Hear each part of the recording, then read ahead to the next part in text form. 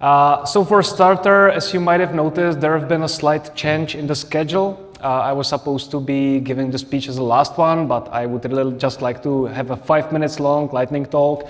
So I thought it would be a shame to lose an opportunity to give it and then enjoy the evening together with you. That's especially because tomorrow my sabbatical starts. I'll be off for 1 month. And I'd like not to perceive this as like the last opportunity, last responsibility before my free time. It's actually the other way around. This is the beginning of my sabbatical, so I'd like to enjoy it together with you. I'm Tomáš Sezima, I'm a representative of Datamole. We're cooperating on making these user group meetups happen. I would very much like to thank Jen and AWS for being there with us, for their valuable contributions. So let's do enjoy it together. But as I said, before we move towards the presentations, I would like to give a 5-minute speech and get you excited about the latest advancements in S3 ecosystem. That's because during the following meetups, we plan on going into deep dives. Other colleagues of mine, including Gabo, who is here in the audience, will be guiding us through what has happened during the past 2 years within S3. So for starter, just to point you towards the topic, let me really give a 10,000 view on where S3 is heading. And I think it's really interesting thing to watch, because S3 really started as a object storage, but if you take a look at the vision of AWS, they really aim to make it something bigger, right? It's really supposed to be like a fundament of building your Delta lakes, your data platforms. And if you take a look at the roadmap, at the latest introductions, I think it's pretty exciting. In particular, I would like to point your attention towards the S3 tables offering, S3 vectors offering, and S3 files offering that were made available thanks to variety of refinements that happened prior to that, out of which I would point your attention also towards the introduction of the strong read after write consistency, which was a very significant milestone in the S3 service. But thanks to these milestones, we now have 3 new services available: S3 tables, S3 vectors, S3 files, that allows us to process the data or take a look at the data without having to copy the data from S3 first, which we had to do previously. So if you would like to do analytics on top of S3 data, typically you would find a way to move it towards Redshift, Athena. If you would like to do vector-based operations, then probably you would copy it towards your Postgres database, extend it with PG vector extension, or maybe you would be copying your files towards your local file system such that you could treat it as such. Nonetheless, thanks to these 3 new services that are now available, this is no longer a need. So first service that Gabo here will be presenting during some of the coming user group meetups is S3 tables, which is managed Apache Iceberg solution. For those who are not familiar with this abstraction, Apache Iceberg is an open table storage format that allows you to treat your object storage hosted data as if it was like a relational database. This is a real simplification of the problem, but it has all the benefits of S3 underneath. Without going into too much detail, I would really like to give you a hands-on quick introduction of what you might expect from that offering. So for sake of this demo, I've already created manually a S3 table, Apache Iceberg table in my AWS account. And now from the user's perspective, I'll use PyIceberg Python library to interact with the S3 table solution and read the data as if it was stored in a database engine. So you could see if I run this command, and if I'm lucky enough, I connect it to the catalog. I've recreated the table definition from Glue catalog that accompanies the solution. And now I could easily interact with the underlying S3 table like if it was a database. So I could insert some records, I could read the data out of that table, and I could delete it.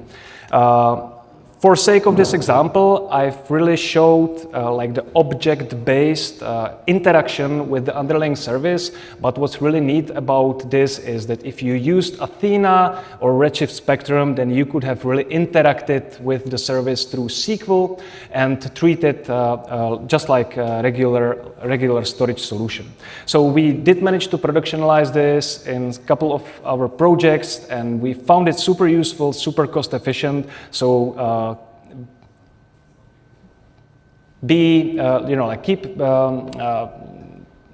you should be happy about this being eventually presented by Gabo next time.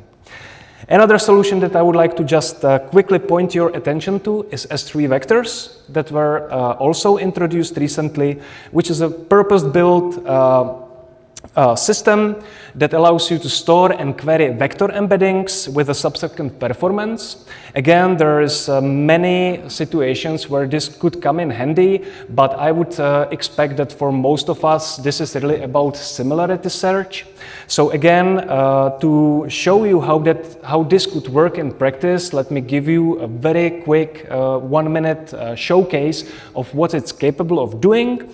So again, prior to this presentation, I've created a S3 vector bucket in my AWS account where I've created a demo index. Those are the identifiers. And having those, I could now strive for inserting some vectors into my S3 vectors bucket. So for sake of the demo, I've readied a collection of services alongside with brief descriptions of what they are supposed to be responsible for. So we know that Lambda is a serverless compute that runs code in response to events, while S3 is object storage with 11 nines of durability. And what I could do now, thanks to the S3 vectors, is to store the vector representation of such collection, where I've used internally Bedrock Titan embedding model to create the vector representation and have it stored in the vector bucket. Once I have all the data in my bucket, what I could do, let me run through the cells of my Jupyter notebooks, is to really issue queries that would allow me to reason about how close my query is to the data that is available in my vector bucket. So, for example, if I need to store file cheaply, I would expect that the similarity search would allow me to reach an ordered list, ranked list of the vectors that were persisted in the database and reason about the similarity towards the query that I issued upon it. So you could see that indeed the underlying S3 vectors bucket decided that S3 is the closest solution to the query that I tasked it with. The last thing that I would like to mention, because there is going to be another user group presentation during some of the coming meetups, is the S3 files. I think you might have already noticed. It's a rather new offering. I think it's like 3 weeks when it become really generally available. What it gives is that you could now mount any general purpose S3 bucket as a file system towards your EC2, ECS, EKS, Lambda, and batch workloads, which is super convenient because if you recall, during the past 20 years, we really had to build a custom-made solution that allowed us to synchronize the data between local file system and the S3 buckets where we had our objects. So now we could really avoid using S3FS or mount point, and we could use the S3 files offering as a first-class citizen to really reach our bucket-hosted objects in a file system-like manner. Here I will not be delving into the console because it would then I would exceed the 5 minutes that I dedicated to this lightning talk. But if you take a look at the commands you would have to run on your EC2 instance in order to mount this file system, you could see that it's a similar set, that it's a familiar set of commands. Nothing fancy, nothing super complicated. From now on, S3 could be really treated as a file system, which is super neat. The preliminary testing that we did shows that there are some gotchas, especially in regards to pricing. But those are the topics that we would like to delve deeper into during some of the coming sessions.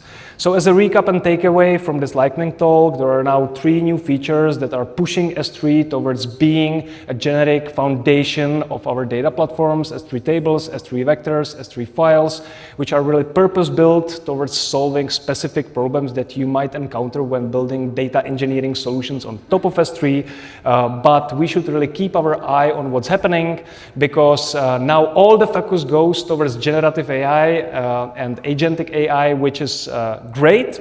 At the same time, however, these fundamentals that make up the solutions are still something that we need to keep track of. So much for my lightning talk. I'll be looking forward to delve into this topic in a bit more depth during the coming meetups. But now let's enjoy the sessions that will be given by our guest speakers. So let's enjoy the evening. Thanks for coming and enjoy the evening.